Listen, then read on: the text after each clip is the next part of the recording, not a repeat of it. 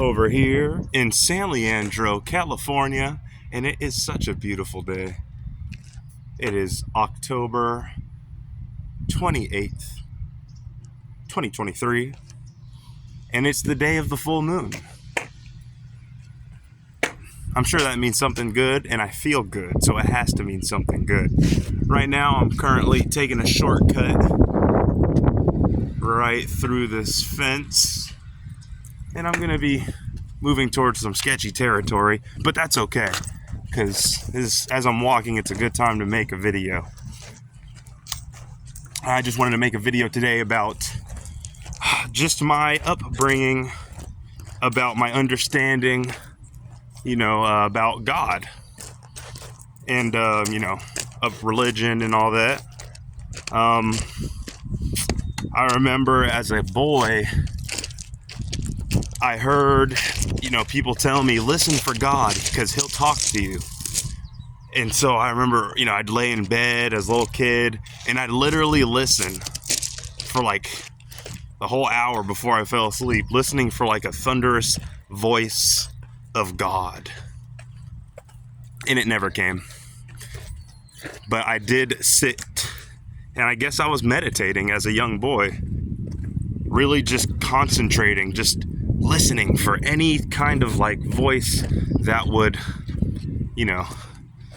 make me know that God's talking to me. I remember when I would have a headache or a stomach ache, my mom or my stepdad would rest their hand on my head or my stomach and pray for me. They would say things like, God, please heal my son and allow this illness to go away right now. And I remember waiting, all sick and stuff, and sometimes it would get worse, honestly.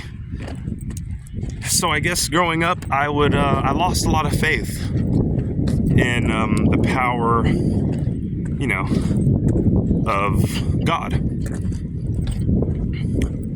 Growing up, my father was taken away from me a lot of different times from the police, put into institutions like psychiatric hospitals, jails, and I don't know what else, but definitely those two.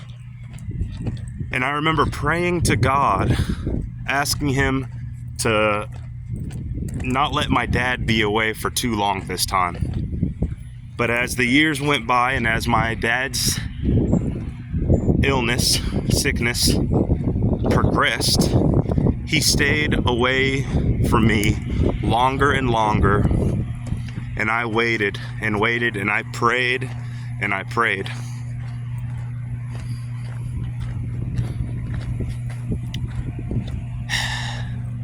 So, you would know how I would feel when the day I heard that he died.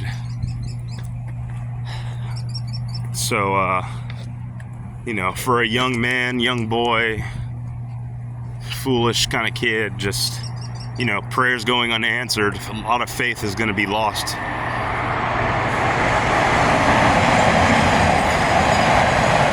So, today I'm able to have a more clear understanding about what it means to pray and what it means to hear God's voice. I'm just going to sit down here because my arm's getting tired. Today I can hear God's voice. And it's not in the version of a thunderous, random man yelling down to me from heaven, as I thought it was for like majority of my life. The things that the adults in the churches told me, the things that, these religious figures tried to tell me were misleading in my case. But do I hold anything against religion? Do I hold anything against the churches? religious people? No. Because if without religion, my dad wouldn't have become the good and amazing man he was. So, yeah, the voice of God. The best way I could explain it is hearing your thoughts. And your thoughts are always telling you what you should do. You could do a bad thing. You could carry on and, pick up a joint or a blunt when you know you have like a bunch of homework. Or you could pick up a blunt or hit the bong or something before you go to work. And, it doesn't relate strictly to drugs either. You could be 10 minutes to work and you decide to just finish the last 5 minutes of your episode on TV, and then you're late to work by 2-3 minutes. Knowing in your mind that, damn, if I didn't watch that last 5 minutes of that episode at home, I would have made it to work on time, or even have been 2-3 minutes early. The best way I can explain God's voice is by using your best judgment.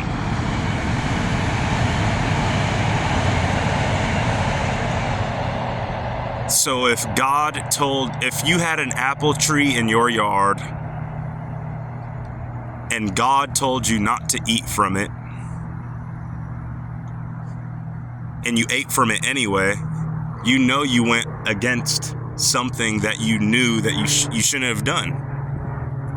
Like Genesis, like right in the beginning of the Bible with Adam and Eve and all that, God told Adam, hey man, that tree over there, I know, I gave you all these different trees for fruit and for, to eat from, but I don't want you to eat from that particular tree.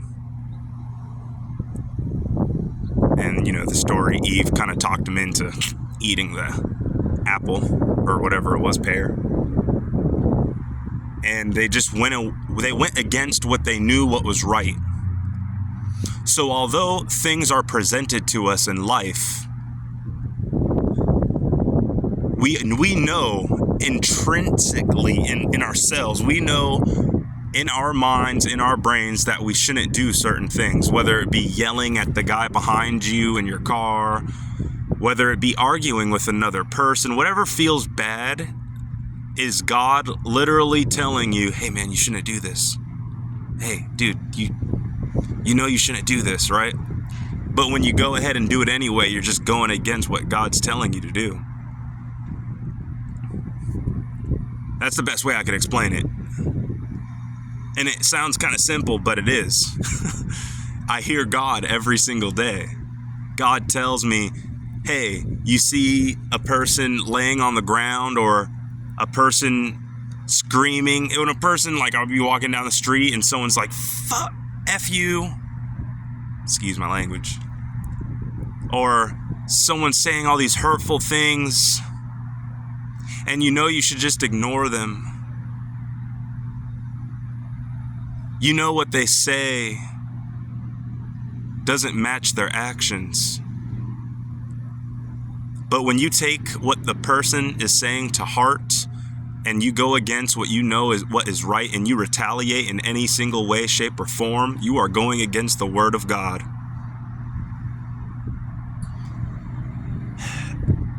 If you ignore a person's suffering, you are ignoring the word of God. It's like, so I do whatever I can nowadays. If I see someone who needs help, I'm gonna give them a bottle of water. If I see something that doesn't feel right, I'm not just gonna ignore it. Or yeah, sometimes I might just ignore it, but if I'm put in a position to do something that I know is not right, I'm gonna hear God's voice, and it's gonna be telling me, dude, you shouldn't do this.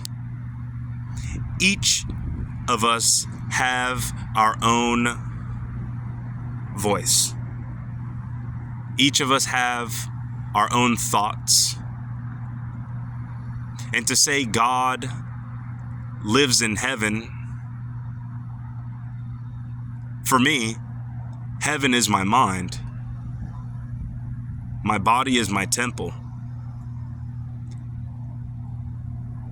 So if my mind is telling me something to do, like whether it be just go out and get some sunlight, get some exercise,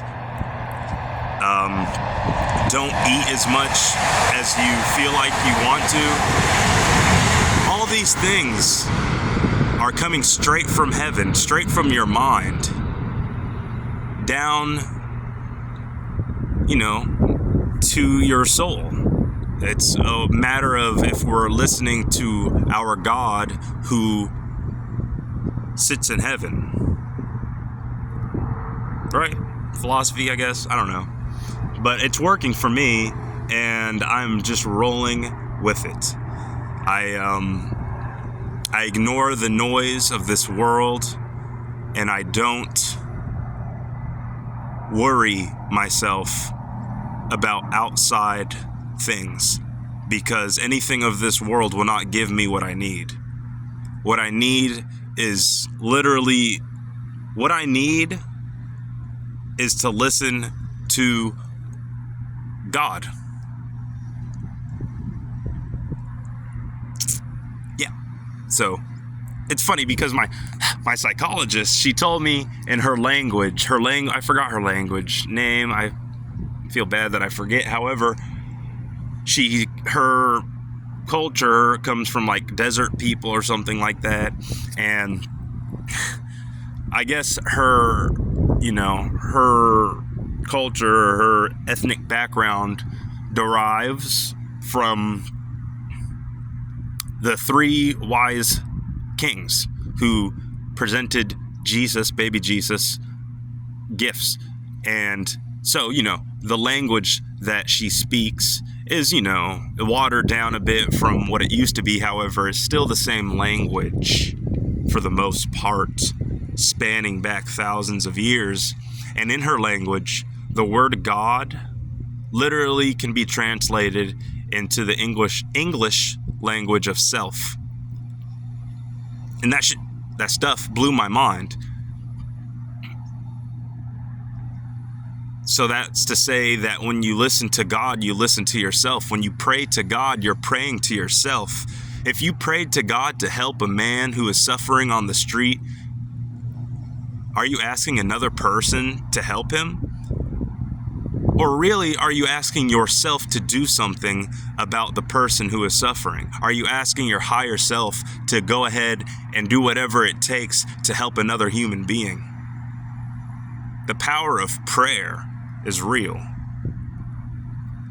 So if you thought about it, a person suffering, and if 1,000 people prayed for that person, prayed to God for that person, that's 1,000 people praying to their higher selves to help him, and 1,000 people helping one single individual.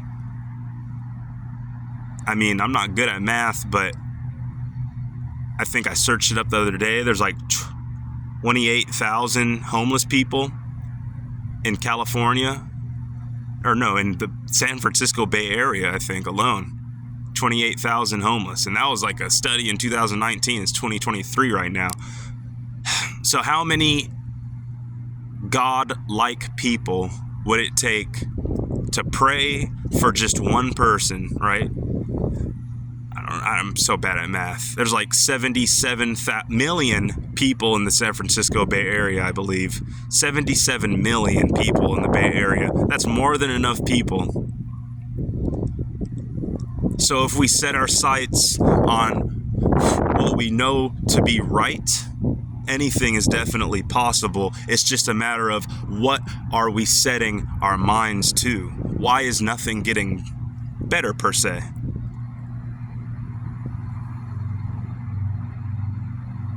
The figures that I just explained of the 28,000 homeless people in the San Francisco Bay Area, that was done in, like I said, the study was done, or the count was done in 2019. It is now 2023. I'm sure that number is somewhat of the same. maybe worse. So what are we praying for exactly? I know what I'm praying for, and I'm just going to keep on praying.